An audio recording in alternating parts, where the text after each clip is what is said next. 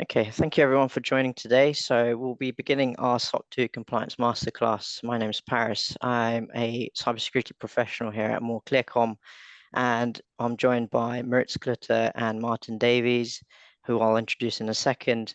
I myself look after a lot of our cybersecurity services and also have been involved in some of our SOC2 audits. So today's agenda will be an overview of SOC2 and its relevance into 2025, and also a SOC2 journey recap, what the journey involves, the SOC2 compliance strategy, which we look for clients to adopt, and we'll have a Q&A session, and questions will be welcomed for our two experts here joining us today, and next steps in your SOC2 journey and resources that you may require. So today we're joined by Maritz Cloete, who's our Director of IT Assurance at Moore ClearComm, and Martin Davies, who's the Senior Audit Alliance Partner at Drata, who will be talking about how technology can assist you in meeting SOC 2 compliance. So over to you, Maritz, for an introduction. So hi there, everybody. Really glad that you could join us today on this webinar. I sort of look after the SOC 2 audit side within Moore ClearComm, alongside Moore Kingston Smith as well. So my team is very closely involved. Actually, we do carry out SOC 2 audits. So we're basically the service auditor for quite a number of clients. So we've had quite a few years of experience now in terms of from a SOC 2 audit perspective. We do a little bit of work around helping clients prepare for SOC as well. So hopefully we can sort of share some of that information with you guys today.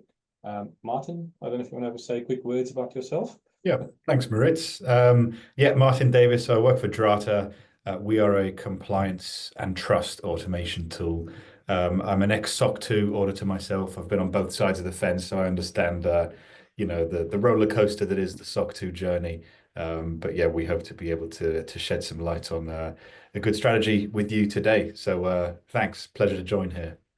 Thanks, Martin, Maritz. And just one more thing, if anybody has questions during the webinar, please feel free to just drop your questions into the Q&A. If they are relevant during the slide, we will discuss them. If not, we'll definitely pick them up at the end of the session and during the Q&A. Thanks, Paras. So right, so I think let's start with a bit of an overview of SOC 2. This is probably more for those of you who haven't really had that much involvement or engagement with SOC 2, and just provides you with a little bit of an overview of what it is all about. So essentially, SOC 2, or the full name is System and Organization Controls 2, is a framework for managing and securing customer data. There's 5 key service criteria that's typically covered off as part of a SOC 2 engagement. The first one is security. So the security controls are very much sort of your common controls, and they will be in all of your SOC 2 bits of work. That's the sort of more standard controls you expect to see around change control, security, access controls, and so on and so forth. It also includes elements around the COSO framework requirements that's applicable to SOC 2. So how is your organization set up? How do you follow ethical rules? What's the sort of risk management stuff that you do as well? So the first area is sort of security. The second area they look at is availability. So that's sort of the more traditional disaster recovery, resilience, and business continuity type controls. The third area is process integrity. So if you're a service provider that does a lot of transactional processing, then these controls are sort of designed or these requirements or these criteria focuses around what you do to make sure that those transactions are accurate, complete, timely, and authorized as well.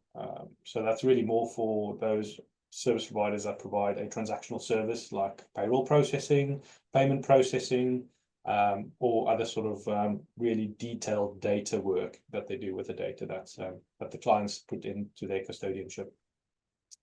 Then the fourth one is confidentiality. So that's how do you make sure that sensitive information specifically is protected from unauthorized access. So that goes into the detail around how do you get rid of data, how do you delete data, how do you sort of restrict access to data, and so on and so forth. And then the last one is very much aligned with GDPR and privacy regulation. And that's around privacy. So that's really, again, about how you protect privacy of the personal data that's that's managed within your environment, whether you're the data, and more tthan likely you'll be a data processor. So we'll talk a little bit about all the controls you've got in place around processing data in line with the data processing agreements and so on. So that's very much quickly in a nutshell what SOC 2 is. SOC 2 is an American standard. It's a standard that was developed by the American Institute for Chartered and for Chartered Public Accountants. So it's very much written in the way that a lot of the financial regulation or financial standards are written. So there's often a bit of interpretation required as well in terms of going from the criteria to what you actually need to do to meet it. We're going to dig into these in a little bit more later in the session. So I think the main bits I wanted to cover off quickly as this part of this section is why is SOC 2 important? So I think over time, it sort of establishes itself as something, a SOC 2 report is something that you can use to build customer trust, because you're actually demonstrating robust security practices. In your report, you have to be very transparent around how the system works, what are the controls are that you're implemented, how we tested the controls, and the results of those controls. So it's a very detailed report that a client can use to sort of get a view on how robust your security controls are within the organization. A lot of organizations require it now because they require it. They require compliance with their vendors. So if you're a software as a service provider, for example, or cloud services or in IT, often it's part of the procurement requirements to be able to demonstrate your security. And one of the ways you can demonstrate security is through a SOC 2 type report. And ultimately, because it's quite a complete framework, if you follow the SOC 2 requirements or the criteria and you put solid controls in place to meet those criteria, you do actually reduce the sort of overall security risk within your organization, and also ensure compliance with industry regulations. So there's quite a multiple reasons for doing SOC 2. Most of it is the outbound view in terms of you want to show your customer that you are good with security and that the third parties actually come in and audited that. But actually just implementing the controls will also have a positive effect on your whole security posture as well. Just a quick side note on the type of SOC 2 reports that you have. For those of you, again, who haven't been through the process yourselves, the first type of SOC 2 report is a type 1. So this is normally a report that an organization will require if they're early on in their whole SOC 2 journey. They've just spent time implementing all the controls. They've got everything in place. And they may have spent the last 2 or 3 months really just developing and designing the controls within the organization. And now they want sort of a bit of a bookend audit to say, well, actually a third party come in, look at this point in time, is the design of our controls appropriate? Does it work? Does it align with the SOC 2 criteria as well? So the SOC 2 type 1, normally for new organizations, that's what we expect to see. That's what we typically do as that first SOC 2 engagement that we work with our clients with. The second type of SOC 2 report is a type 2 report. That's the one which we will expect to see organizations that have established SOC 2 controls to have in place. And that's essentially where we as auditors come in and we'll audit over a period of time, say 3 to 12 months, and actually confirm that those controls are operating effectively as well. So that's quite an in-depth audit. It will examine a lot of detailed aspects of your controls, of your service description, and that's really what then results in the type 2 report. And most procurement requirements will ask for a type 2 report because that's the document that provides them with the most assurance that the controls have actually operated effectively over the last year or so, depending on the period that you choose. I think just to add here as well to what you're saying, Maritz, you mentioned the procurement departments and the legal departments and these stakeholders. Yeah. They're the ones there's such a big demand for trust. A lot of it comes from them. And I guess what we see at Drata and what you see at Moore ClearComm is customers are approaching us because the problem is, how do we signal that trust to the broader market, to the broader supply chain? In a world where there's constantly new regulations, increasing complexity of what it is that each of these SaaS providers do. And when you see things like what happened with CrowdStrike last year, you kind of get an idea for, okay, I can kind of see where this demand for trust is coming from. And SOC 2 is such an important asset against that backdrop. in signaling trust. And I know we'll go into it in more detail about the report format, but that's why we're both here, kind of, and that's what we hear mostly from customers.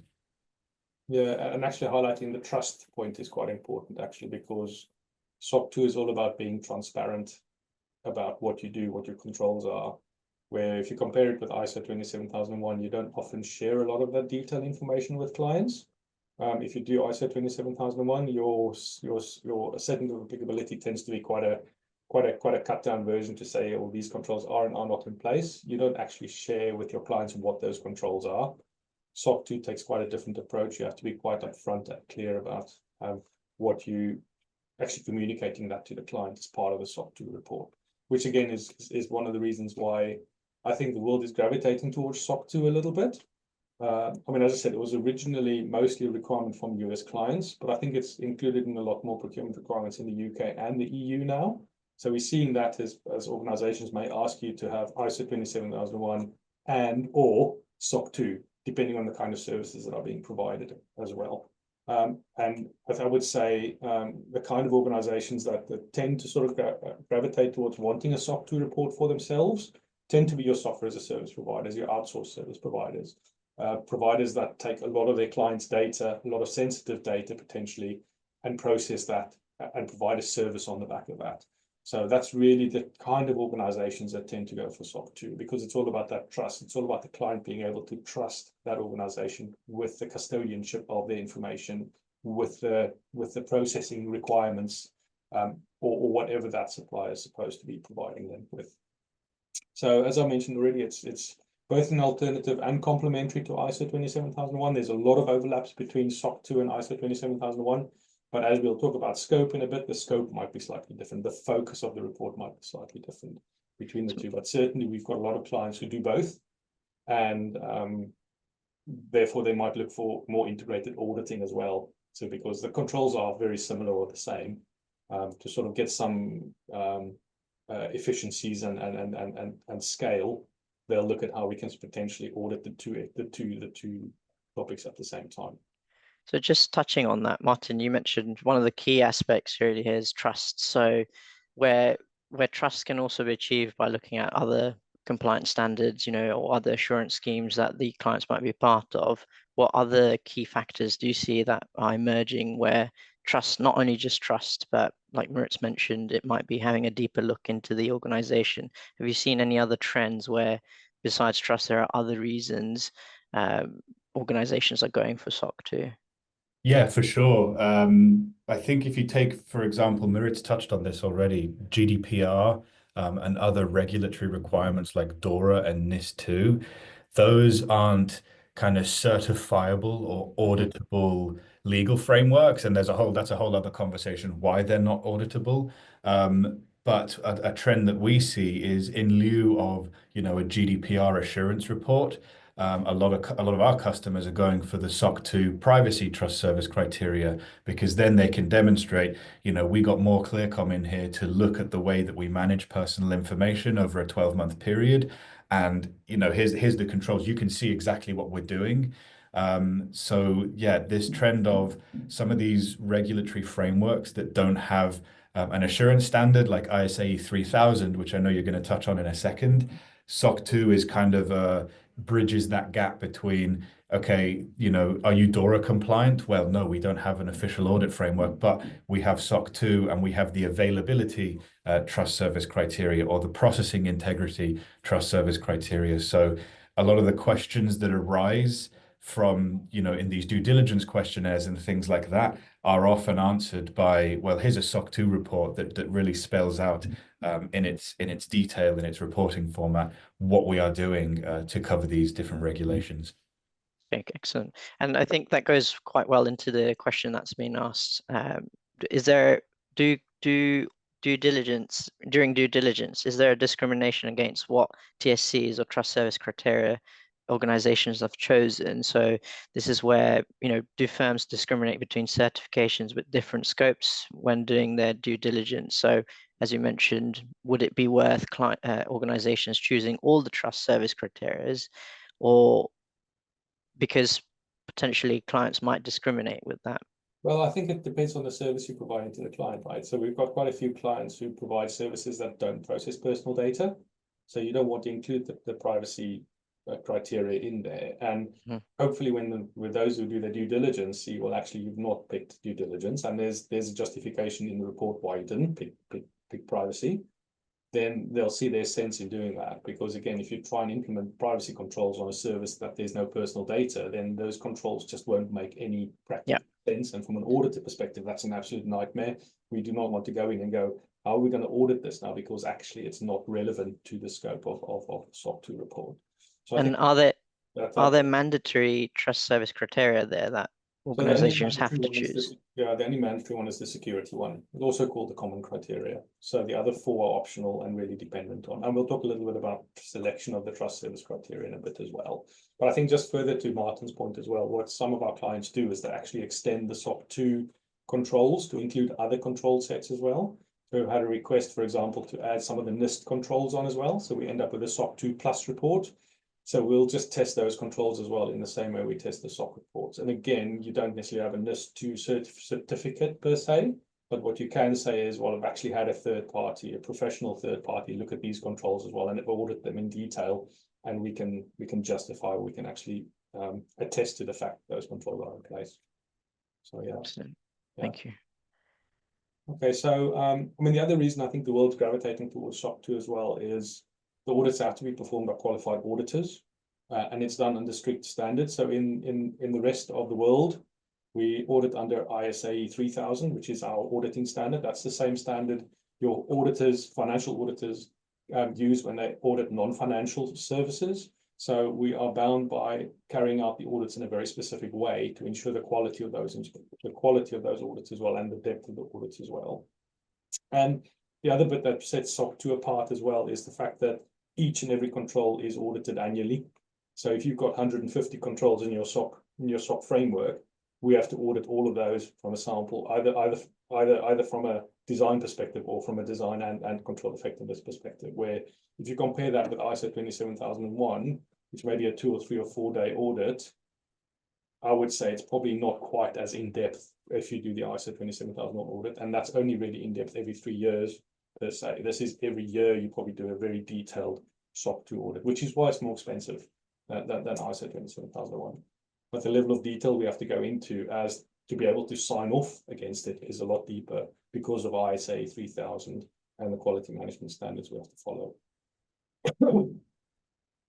Also, all those audit results will be contained in that audit report, and that's a very, again, from a trust and transparency perspective, that's the real purpose of that SOC 2 report, is to be able to be transparent to your clients about what you actually do. As we mentioned, due diligence, there's a lot of other users that can use that report. New clients may want to see that as part of picking you as a supplier. Existing clients may want to use that as part of their supplier review to make sure that they still want to use you. So actually, it's quite a powerful tool to sort of build that trust with future and past or existing clients as well. And then ultimately, the report has to be signed off by either a chartered a public accountant or a partner from a professional services firm. That's how we tend to sign off our firm. So that means the partner sort of takes an element of personal responsibility around signing off the report on behalf of the firm. And therefore, you've got an element of additional trust there that has been signed off by somebody who's made sure that the work has been done properly and completely as well. So therefore, I guess it's just SOC 2 reports are considered trustworthy. And I think that's sort of one of some of the main reasons why people are gravitating towards SOC 2. And as it's a US-based framework predominantly, have we seen an increase in the trend of people adopting SOC 2 in the UK and EU? And Martin, you can probably speak more to this, as you've probably come across a lot more clients using this in the UK EMEA space, really. Yeah, definitely a growing trend over here at Drata. Really, we built the platform around SOC 2. Now we also have ISO, DORA, NIST 2 in the platform as well. But exactly to Maritz's point, I think it's the fact that you're audited over a 12-month period of time, and the ultimate report that you get has a lot of narrative in it that will preemptively answer a lot of these due diligence questions. So if I'm putting myself in the shoes of, a compliance manager who is inundated with due diligence questionnaires. My solution, when I think about the different frameworks I can go for, more often than not would be a SOC 2, even over here in EMEA, where it's, you know, still kind of a growing trend, because a lot of the content and that narrative in the SOC 2 report is actually going to preempt, you know, X% of the due diligence questionnaires that you would get. And of course, you know, as supply chains get more complex, more global, you're trying to enter the US market, you really need to have a SOC 2 before you even kind of consider moving there. So that's really what we see over here in EMEA. Yeah, excellent. Thank you. So, I mean, for those of you who haven't seen a SOC 2 report, I just thought it's worth highlighting what the key elements are within these SOC reports. So essentially what you'll start with in most SOC reports is a management attestation. That's management saying these controls are, the controls you're going to see in this document, the service description you're going to see in this document is accurate. That's exactly what's happening. And essentially they have to underwrite the fact that that is the controls that are in place. There's been no major issues through the course of the year. And so on and so forth. So that's management basically writing to us as auditors and also to the audit user, or to the report user, to say, actually, we're happy that this is an accurate representation of what we do and everything works as it's supposed to work. The second part is the service auditor attestation. That's what we do our audit for. So essentially, we'll look at all the controls, all the service descriptions, and we need to get to a point where we're happy to say we're happy that that's an accurate representation of what you do and that those controls operate effectively. The third part in the report will be the service description. So that's really in the service organization's words. What are the service they're providing? What does that look like? How is it provided? How does the team work that provides it? It's quite a lot of detail within the service description.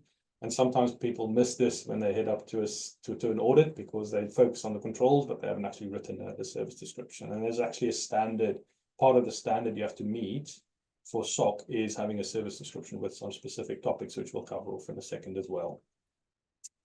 And then we've got the controls description, which is really the list of, these are all the controls we do against the service criteria. This is what we do from a who, what, when, why, and how perspective. And then we'll come in, we'll put our test. This is the test we carried out against each of those controls, and that's the result. So that gives the reader a bit of a really detailed view in terms of these are all the detailed controls. That's how we as auditors tested that control. And did we find any exceptions? Did we find any issues around those controls, whether they work or not? So that's really the bulk of that SOC 2 report. And that's why the SOC 2 report is sometimes quite a chunky document, because it contains a lot of detail. So yeah, so that's sort of the SOC 2 report. That's the real output of the SOC 2 process. I think just quickly on the service description there that you mentioned, Maritz, if I, again, just back to those due diligence questions you get, often you'll get asked as a company, you know, what areas do you fail over to, or where is your personal information stored? If we're, you know, a US company or an EU company, we have to make sure that it's physically housed in an EU data center. That service description is where a lot of those answers would lie. So, you know, it preempts a lot of that. Whereas an ISO certificate, great, you know, you've done a lot of hard work to get that. That's super, but that narrative isn't necessarily front and center when you hand someone that. Yeah, absolutely. So that's something we audit quite in quite a bit of detail as well to make sure that service description is actually accurate as well.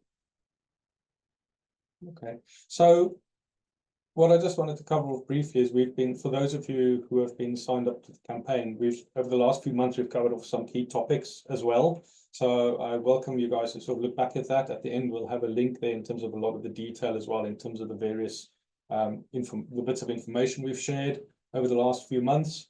In September, we talked a little bit about an overview of what SOC is. We've sort of covered a bit of that off already, but there's more detail within there. October, we focused on how you define your scope and how do you sort of identify those critical systems and processes for the SOC 2 scope as well. The November editions included the SOC 2 trust principles and talking and digging in a little bit more around the principles and how it affects your SOC 2 compliance. In December, very useful topics around the step-to-step guide to SOC compliance, what you need to know, and also what the sort of common challenges are that you face through the SOC 2 compliance process and how to overcome them. And especially on the challenges, we'll have a session towards the end of today just to talk through some of the challenges we see, and we'll sort of pick up some of the challenges that you guys have as well, if you that you've sort of shared in the questions as well. And then this month, we focused on the audit themselves. So we're not going to talk about the audit too much today. We really are talking about the compliance piece. But if you want to learn a little bit more about the audit side of things itself, please feel free to pick up January's articles, and there'll be a link at the end to sort of take you to the website to our website where all of these articles are, and you can sort of read them again if you haven't received them by email over the last few months. But I guess just in a nutshell, how do you get SOC 2 certified? And I guess just a note on the word certified, because again, there isn't really the concept of certification. You don't get a SOC 2 certificate. Your SOC 2 report is essentially your certificate at the end of each year. But I know people talk about SOC 2 certification a lot. So I just thought I'd just highlight that. Fundamentally, it's not a certification as such. It's just a standard against which you get audited. So the first step will be to pick that SOC 2 scope, select the trust service principles. So if you're brand new to it, you'll perform a gap assessment because your organization is unlikely to be perfect and completely aligned with the SOC 2 requirements. So you need to carry out that gap assessment to sort of understand what do you have in place, what do you need to put in place, what do you need to improve to actually meet the criteria of SOC 2. At that point, you may want to consider using a compliance management tool. A lot of organizations are quite happy to manage compliance on a spreadsheet, but at some point it gets too onerous to try and manage your compliance framework on a spreadsheet and supporting documents. So you may want to look at using a tool that sort of starts wrapping it all together in and add some additional functionality like technical integrations and so on as well to sort of help with the compliance process as well. What you will do then is based on the gap assessment, if you've chosen the compliance management tool, you'll go through a process of carrying out control improvements and implementing new controls where you need to do that. You'll write your service description. That's quite a big piece, really. Normally, service descriptions can be 10, 20 pages because you've got a lot of topics you need to cover off. You'll then also write your control descriptions. That's really sort of describing against each of the criteria. What do you do? Who does what, when, and how? So we call those your controls. You'll then carry out a readiness assessment. So you can do that either internally, so you can almost re-perform the gap assessment to see where you are against that. Many service auditors, ourselves included, provide a readiness assessment before you go into the audit phase, which is almost like a stage 1 ISO 27001 audit, where we'll just show us what you've got. We'll sort of take a view on whether you've aligned properly with the SOC 2 standards and whether what you've got looks like it will be sufficient for an audit. Then you go into your SOC 2 Type 1 report for the first time around. So that's your first audit that you'll carry out, almost as that initial bookend to say, well, actually, now we're going to start. Now we're serious. Now we've got all this in place and we're going to operate in this way. And then you'll have the SOC 2 Type 2 report, which tends to be 6 to 12 months after the Type 1, because that's the sort of level of evidence that we typically require for that. And then annually after that. So that's really sort of the route you follow to get SOC 2 certified. And the next slide is really just sort of putting that into a bit of a timeline. As I mentioned, the additional bits and pieces you could do. So you've got the readiness assessment that you would typically do around there in the middle of the process. So once you've done your preparation phase, you started engaging with an auditor already. You've developed all the bits and pieces that you have to put in place. Now you want to do your readiness assessment. And if you pass the readiness assessment, you may as well do a SOC 2 Type 1 as well to get that initial report, which you can start sharing with clients. What you do then is you do your controlled framework operation in terms of, because the controls have to operate for a certain period. So that could be anywhere from 3 to 12 months, depending on the commercial pressures you've got for getting to a SOC 2 report. And then you'll do your SOC 2 Type 2 report. So again, that's just a little bit of a timeline around that. Maritz, what is the approximate time an organization might take to achieve SOC 2 Type 1? And it's a bit like how long's a piece of string as well, right? Yeah. So I think that initial timeline will be dependent on the gap assessment, because the gap assessment will show you how much work you need to do to be ready for a SOC 2 Type 1, and essentially where your control gaps are. Some organizations can rectify things within like 3 months and then be ready for a SOC 2 Type 1. Some organizations take a little bit longer because they've got limited resources. They may have to get external resources in to help them put some of these bits and pieces in place. improve some of the technology that they've got as well, potentially, or put additional controls in place. So I would say anywhere between 3 to 12 months, depending on how closely you align with the SOC 2 criteria to start off with. The Do you audits, feel sorry, it might be, sorry, do you feel it might be easier if they're already aligning with some standards or compliance standards? Yeah, I think if they've already got ISO 27001, then that's a lot of the controls already ticked off, already marked off. You'll still have to see whether those controls align with the criteria. And AICPA does provide a mapping of ISO to SOC controls. But then it's sort of horses for courses a little bit. I think you still have to go through and say, well, actually, yes, I've mapped my change control process in ISO to the change control requirement in the SOC criteria. But actually, there may be some additional bits that you may need to consider for SOC as well in terms of additional guidance. So definitely speed things up, definitely, but it's not a done deal. If you've got one, you're not going to get the other one necessarily. Yeah, I think that answers one of our questions from the Q&A, just in terms of if they've already got ISO 27001 and they've done the whole process, as it takes quite some time.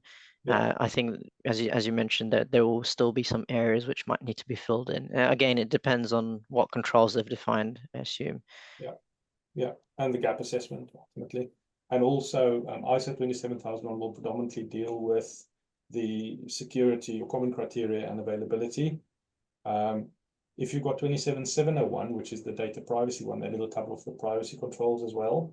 But things like processing integrity and confidentiality may not be covered off by the controls you already have under 27001. So you still have to carry out your gap assessment to sort of say, actually, well, we've got all these controls. How does it fit into SOC 2? And then what is the resultant gap that we still need to address going forward? I think that's a big theme as well amongst our customers at Drata. We have a lot who are on both SOC 2 and ISO 27001 within our platform. So the way we aim to overcome what Maritz, you were talking about, that mapping exercise, is we have pre-mapped controls that relate to your change management control, which relates to various different criteria in SOC 2 and also various different clauses in ISO 27001. We've done the hard work of saying, right, this control here, do it once, and you're addressing this part of ISO, this part of SOC 2. Store your evidence here and do it every 1, 3, 6 months. And then when it comes time to audit, it's just a case of showing that single user interface for that control to the auditor to make your life that much easier when you're juggling these multiple frameworks. Well, and I think that sort of comes back to whether you use a spreadsheet or not. I think as soon as you're thinking of multiple frameworks, then your default decision should be to go for some sort of compliance management tool, because it does become quite a challenge to try and manage everything manually as well. Excellent. Thanks, Maritz. So digging into some of the compliance strategy bits and pieces, and I think this is really sort of tips and tricks really more than anything else for if you are decided to go down the SOC 2 route. So the first one really is determining your SOC 2 scope. And what you want to do when you determine your SOC 2 scope is just define it as narrowly as possible, focusing on the service that you're providing to the client. The way you sort of look at the scope would be, what service are you providing to the client? So if it's one specific software as a service, or maybe multiple software as a service, multiple sort of services you provide. What are those services? How do we deliver those services specifically? What are we using to deliver those services? What are the people, processes, technology, and services involved in delivering the services? And really look at it from a perspective of trying to tighten it up as far as possible. When you look at ISO 27001, for example, it tends to be a company-wide scope. Your SOC 2 scope might be a bit narrower than that. So you may not include some of the finance, HR facilities, or IT activities even in the scope. So for example, if you've got a managed service that's hosted on AWS, you may not include your staff's laptop controls or your technical controls on your internal network. You're focusing purely on how you protect and how you look after your service that you're providing the client. So that provides you a bit of an option to reduce your scope somewhat for the SOC 2 report, and just reduce the sort of burden you have in terms of getting everything ready for an assessment. Yeah, so that's really what that says. So again, the scope is absolutely crucial to get right, because everything else flows from the scope in terms of your trust service criteria, your the focus of the controls. When we do our testing, we'll focus on the scope. So if you do look at change control, we're not going to look at change control for the whole business. We want to see examples of change control for the service specifically. So Maritz, would you say there's a clear distinction between, say, ISO 27000 and SOC 2, where ISO looks at the organization and SOC 2 gives trust just around the product that they're marketing?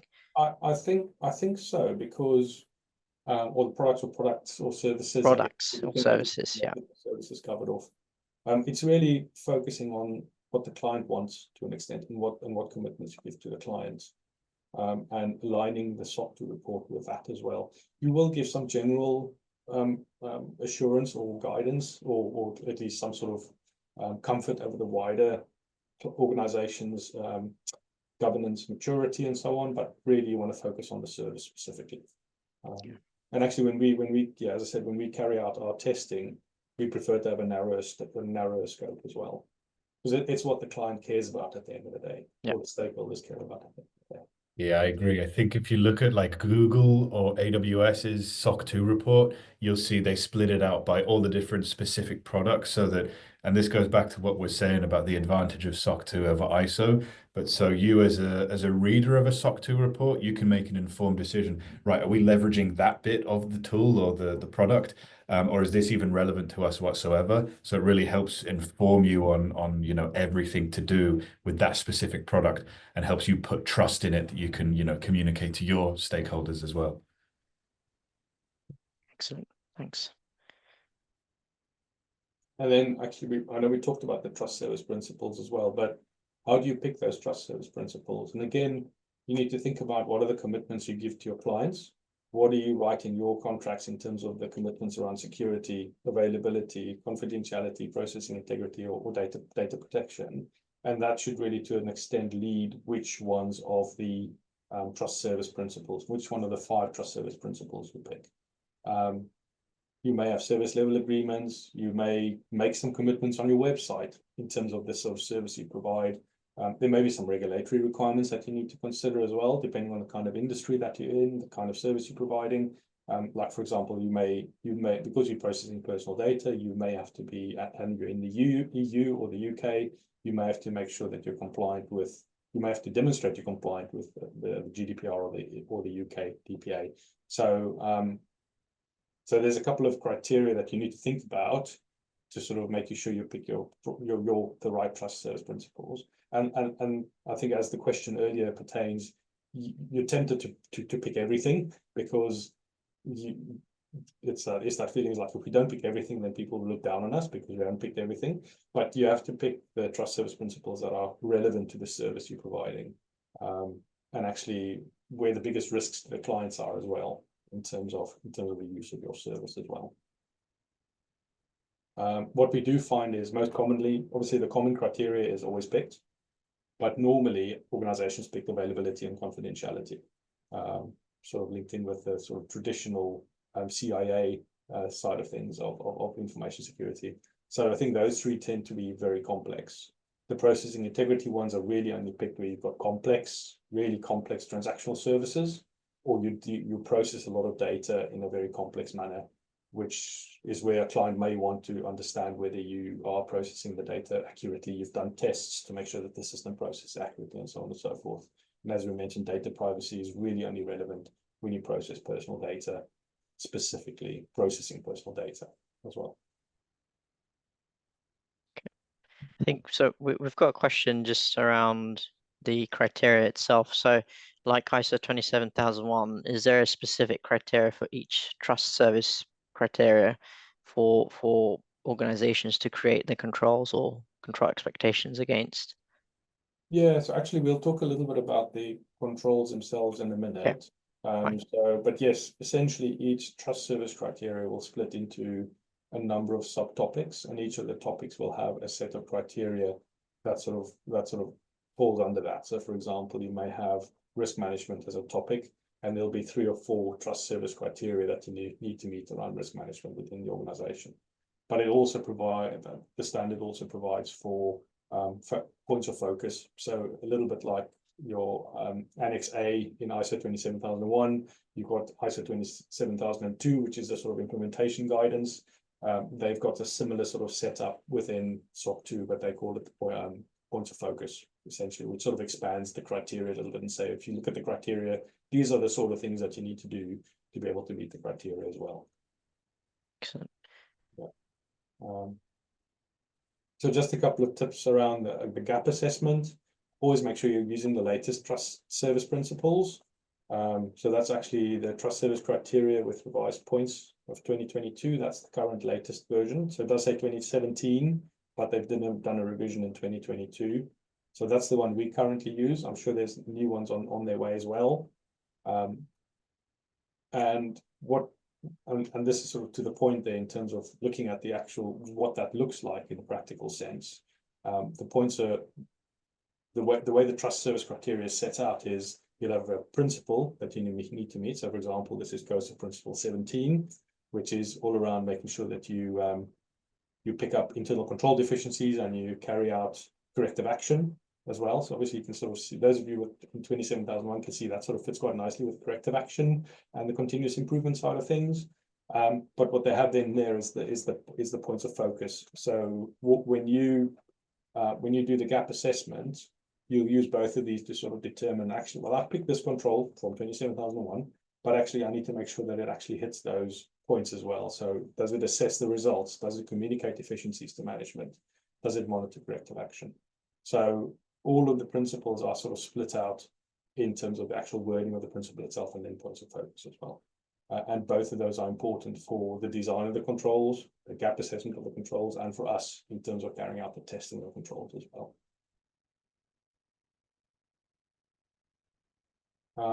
So the next bit is just a quick thinking about, do we need a compliance tool?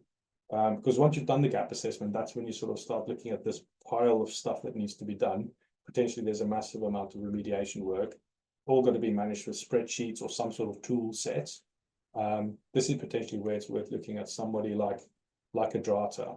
And I think I'm just going to hand over to Martin to give us a very brief overview of Drata and what it does, and as an example of a really good GRC tool that can be used to sort of support the whole process. Yeah, absolutely. Thanks, Maritz.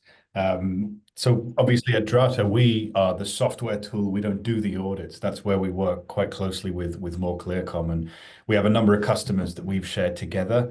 But I think to put it in a nutshell, a lot of the problems that Maritz was alluding to there, it has to do with the mountain of work, with the workload, with the disjointed controls that sit with different teams, perhaps across different time zones, different regions, different, parent companies, subsidiaries, this kind of thing. So if you're a company that's doing this for the first time, a lot of the struggles come to do with, like Maritz was pointing out, those points of focus. There's still a degree of interpretation there. And that's where we try and give you guidance in the form of, evidence guidance and control wording that, it does need to be tailored to your organization, but it helps cross that gap of, okay, this is what the criteria says in SOC 2, but what am I supposed to do? What evidence does an auditor expect? So a lot of those questions are answered for people doing it first time. If you're juggling multiple frameworks, you can see on screen here, SOX, GDPR, SOC 2, NIST 2. What we try and do there is map all the controls that are common across those frameworks, so you're not duplicating the efforts. You're doing a risk assessment for your security, your operational risks. That relates to the DORA framework, that relates to the SOC 2 framework. So do it once and have it evidenced in a way that you can see where exactly those requirements are being hit off on the different frameworks. So there's a whole load of problems that come with implementing the likes of SOC 2 and other frameworks like that. And there's a solution for a lot of those in the form of Drata. So what you see here really is all the different pieces of tech stack that we integrate with. So when it comes to, generating evidence for things like, is your infrastructure or are your databases that hold personal information encrypted? We'll listen via read-only integration to your AWS, to your GCP, to make sure that the metadata is showing, yeah, it's encrypted here, or that there is an enforced 4i review on code changes in these specific branches. So a lot of the controls that we just talked about, backups, user access reviews, change management, we'll pull evidence showing that you're doing that automatically from your tech stack. Now, the trust center piece that you see here, once you've gone through the hard yards and you've gotten Moore ClearComm to come in and do your audit, you want to show off, right? That's what we were talking about at the start of this, is you've built trust, you've gone through a very rigorous exercise to prove that you're trustworthy. What Drata tries to do is build you a page where you can show externally to any, for your sales team. They love this kind of thing. You can show off that you're secure, that you have the availability, you have the processing integrity, trust service criteria crossed off, and you're open for business. You can be trusted in that regard. If we move, Maritz, just to the next slide, this is kind of how it works. If you were to think of it as a story, right? So you've got on the left-hand side, your infrastructure, your SSO provider, any Jiras that you use, any GitHubs that you use to make up what it is that you do as a business. What you do then is you integrate some of those with Drata, and where we have the monitors there in that blue square, that's where we're pulling information automatically. That can be used during the audit as well to show, yeah, on every single day, we were backing up this database, and we have the backup logs being produced every day, and we can show that. When we look at the squares that say evidence guidance and policy templates, that's where we're trying to give you a hand to say, this is the type of evidence that will be expected for this control, to give you that bit of advice before you go into the audit. And you get a lot of those questions that come up. Policy templates as well. A lot of companies already have their information security policies. If you don't, we give you a bit of guidance on what those should look like, what kind of common clauses, common terms that you should include, and you can manage, the review and acceptance and training of all those policies in one centralized place instead of chasing different people to make sure they've, read their acceptable use and code of conduct policies. And if we move then kind of one column to the right, you have the controls. So this, as I was saying before, is where we've interpreted, GDPR has some pretty high level language in its paragraphs about how you deal with personal information. Will let us distill that into the form of an actionable control that if you do and you evidence correctly, you can have some comfort that you're compliant, that you're passing that requirement specifically. Taking it a step further, some of those controls, they relate to SOC2, they relate to DORA, they relate to different frameworks. Do it once, evidence it once, get a notification to that control owner every 3 months that they need to refresh that evidence if it's not an automated piece of evidence. And then every time you don't have to worry about, okay, we need to get all of our ducks in a row for the ISO audit or for the SOC2 audit, because as long as it's mapped to that control and that control is mapped to the different frameworks, your auditor can come in and pick it up, and it really solves a lot of those back and forth problems. So that's what we see in that final column there, is that audit hub. You can select a framework, you can create this private tenant for the auditor to come in, look at all your evidence for that specific framework. Instead of having to kind of go back and forth with manual spreadsheets, it's all there in one place. And then you have your trust center to prove that you've done that, and AI questionnaires to answer a lot of those very fun, very tricky questions that you get, that your sales team will get. Leverage AI to pull some of that information out of your Drata tenant. Yes, we have a backup policy. Yes, we fail over to these regions. Yes, we encrypt using this encryption standard. All that good stuff. Centralize it. Take a lot of the headache away in the form of Drata. That's me, I think, Maritz. If you want to go over to the next section. That's fine. Thank you, Martin. I think a little bit short on time, so I might yeah, up a tiny bit just with the next few slides. So sorry, everybody. So just talking a little bit about writing the service description. So I think the key bits that you need to include in your service description, I mean, that's almost like a nice marketing document you can add into your SOC 2 report, because that's really showcasing what your product looks like, how you deliver it, what the subcomponents of the product is, what third-party service you use to deliver it, and what sort of policies and procedures you've got in place as well. So, but there's also a minimum few bits and pieces that you have to include in the service description to sort of align with SOC 2's requirements.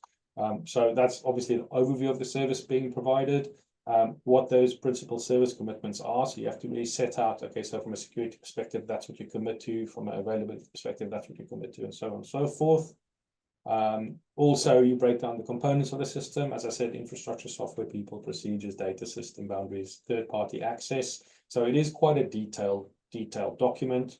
One of the key things it also highlights is what are the end user controls? What are you expecting your end users, your customers to operate? So for example, if you provide them a software as a service product, you expect them to manage their user access properly. You expect them to sort of only issue passwords or give them the passwords to those individuals who should be using the service, and that they've got potentially some user access review process in place, because you can't, there's some aspects that you as a service provider cannot control. So those end user controls are very important for end users to understand, because it's both you and them that creates a secure service. It's not just the service provider. The service provider provides controls that enables the client or the end user to secure the system. So that's really the sort of the end user controls, end user responsibilities, and what they call complementary end user entity controls as well. And then obviously talk about your subservice organization as well. If you use AWS for hosting, for example, or if you use GCP or any one of those sort of services, or even if you use a data center, a lot of that are your third parties that sort of support the delivery of the service as well.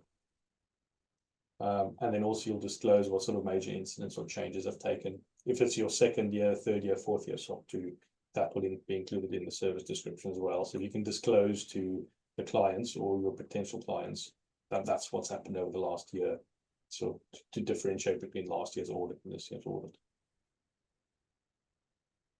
So we touched on the controls. So I'm not going to dig into this too much. I think we're going to share probably going to share the slides afterwards again. But essentially, it's quite important that when you write your controls, you write what you do. And we always use the sort of framework. Make sure that when you write your control, you say who does what, when, and how. So that it's certainly when we as auditors come in, we can write an effective test to say how are we going to test that. So as an example here, this is around change control. So the requirement here is that the entity authorizes, designs, develops, and acquires, configures, documents, tests, and approves, and changes to the infrastructure. And then the control we have is company A has got a documented change control process in place. All changes to the systems are raised using Jira change request by one of our technical leads, who will include implementation, testing, and rollback plans. Change requests are reviewed, approved, and monitored by our change advisory board. So that gives us as auditors very specific things we can test to say, actually, are you doing these things? So that's a sort of control description we like in terms of detail. But when you write your control descriptions, be as detailed as you can be. Also, these control descriptions are going to be in your report. This is what your client's going to read. So the better that control description read, again, it's a really good reflection of you as an organization, because you're transparent and sufficiently detailed in terms of explaining how you then operate that control. So in terms of getting ready for the type 1 audit, these are the key things that you need to make sure you've got in place. So your service description, absolutely key. All your control descriptions are in place, and then making sure that you've got evidence that the controls are in place as you claim. So you've got your policies and procedures documented, your technical configurations are implemented. You've got evidence that's available to show that actually those controls are taking place, because that's the kind of thing that the auditor is going to be looking for. And your in-scope staff, the people who are involved in the whole SOC 2 process, they're aware of the policies and processes, and where necessary as add relevant training, because we do end up speaking to staff as well as part of the audit as well.